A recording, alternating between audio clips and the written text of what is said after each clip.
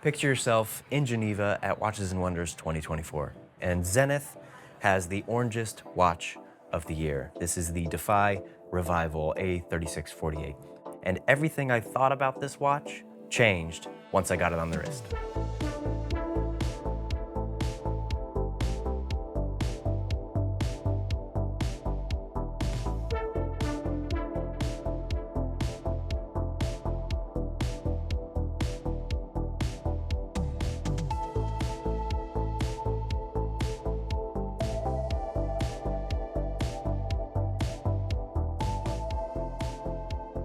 I know it's a mouthful, but what is a Defy Revival? Well, it's two things. Back in the late 60s, early 70s, 1969 to be exact, the same year Zenith debuted the El Primero. It was a big year. They also debuted the Defy line of wristwatches, and these watches were meant to be rugged, everyday sports watches. Water resistance was a big feature, shock resistance was a big feature, even so much as throwing the watches out of windows to test them, the legend goes, is what Zenith was doing with their Defy watches, and they were doing crazy tests to prove that these watches are rugged and capable.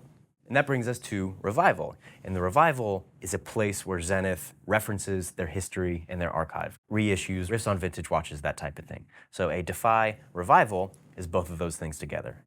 This being a one-to-one is exactly what it sounds like, compared to that 1969 release of the Plongeur 600, is millimeter for millimeter, exactly like this watch that we see here today, including the orange. That's why it's so orange. This day glow is very mid-century and very scuba boom orange. 37 millimeter diameter, 15.5 millimeter case height, and we'll get to that. Sapphire on the front and back. You did not have an exhibition case back in 1969, but we have one today.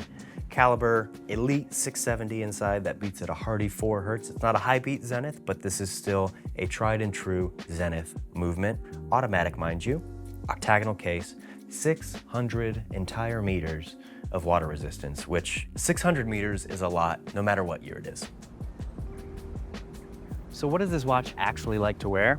Well, when I was thinking about this question, another watch came to mind, one that I think a lot of us are probably more familiar with, and that is the Black Bay 58. And strictly speaking, maybe closer to the Black Bay 54, because this watch here, the Zenith, is 37 millimeters across, just like that one. However, with the added height from the crystal here on the Zenith, it has a bit more wrist presence, something akin to the Black Bay 58.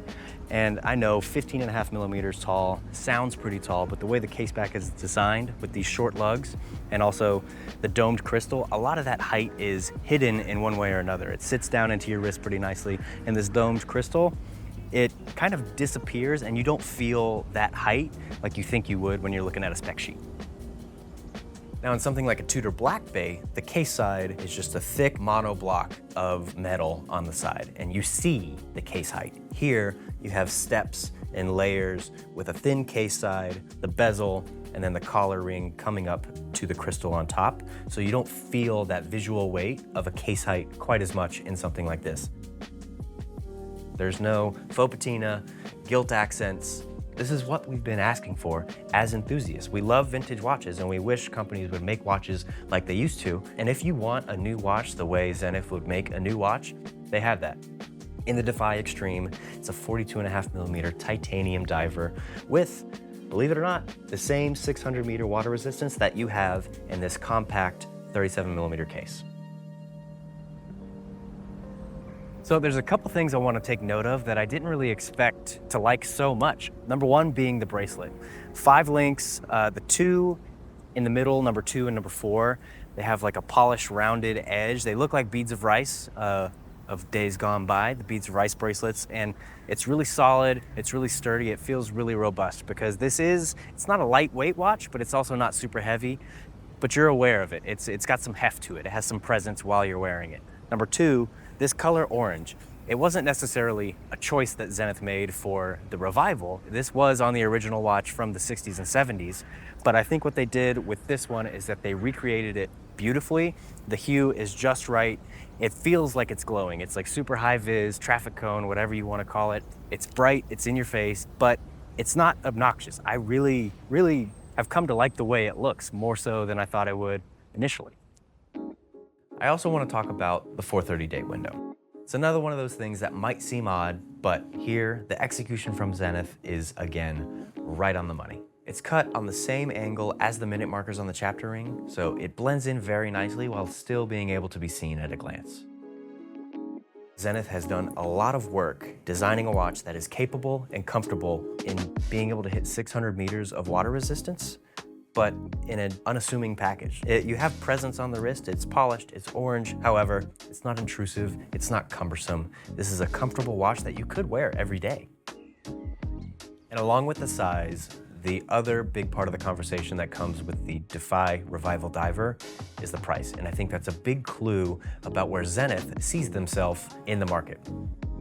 Zenith is known, they've made their name making high beat movements and especially high beat chronograph movements, and those watches are priced at a commensurate level. Now, if you want a diver from Zenith with a high beat movement that they're known for, you can get that. It's the Defy Extreme and it's $11,300. Now this watch doesn't have that high beat movement, but it's also priced accordingly. It makes sense in their catalog. High $7,000 is right where Zenith sees themselves competing with the likes of Rolex, Breitling, and I would even compare this watch especially to something like the Omega Seamaster Heritage. But then again, you're still making concessions with the Omega at 41 millimeters. It's a bit larger, and also you don't get the same water resistance. 300 there versus 600. 600, again, like that's massive in the Defy Revival. After a day of riding a rented electronic bicycle around Piedmont Park here in Atlanta, I had to come to a park tavern to grab a burger, grab a beer, sit down and collect my thoughts. The first being the size. It's really hard to judge any watch online, on paper, just by looking at the specs, and especially something like this with admittedly an odd dimension, 37 by 15.5. You really have to spend some time with this watch in person, in your hand, on your wrist, to get a sense of what it actually means. Also, the price for this watch is a bit steep, but in this price range that we're looking at, the price point $6,000 to $8,000, it hits a very specific set of notes that other watches in that range don't hit. And all of that kind of puts this watch a little bit into a class of its own. So why am I doing a week on the wrist with the Zenith Defy Revival Diver? Well, to be perfectly honest with you, is because I saw the pictures and I liked the watch. And I'm happy to report that after spending time with it, everything I thought I was worried about, mainly the size, turned out not to be an issue. And that's really what I want to get across, is that spending time with the watch can either confirm or deny whatever opinions you might have. After getting it on the wrist, all those extra millimeters like I was talking about with the crystal and the way it's designed kind of disappear, and this feels like a smaller watch than 15.5 millimeters.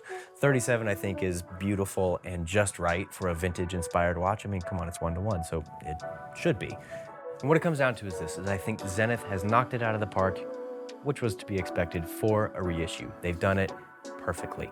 This is an old watch that looks new, not a new watch that is trying to look old, and that's an important distinction. And that's what I think puts this watch in a class of its own.